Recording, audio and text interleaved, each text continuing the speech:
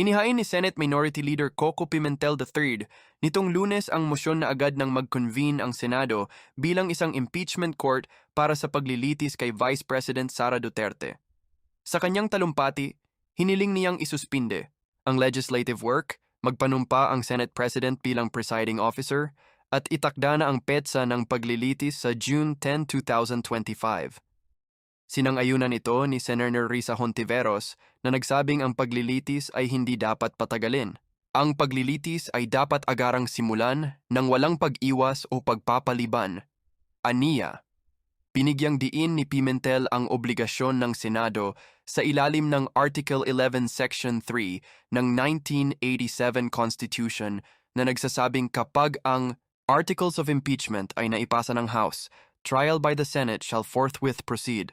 Dagdag ni Pimentel, ang anumang delay ay sumisira sa tiwala ng publiko at sa mandato ng konstitusyon. Dapat bang simulan na ng Senado ang impeachment? Trial ni VP Sara Duterte bilang pagsunod sa konstitusyon? O may bisa ba ang mga dahilan para ito'y ipagpaliban?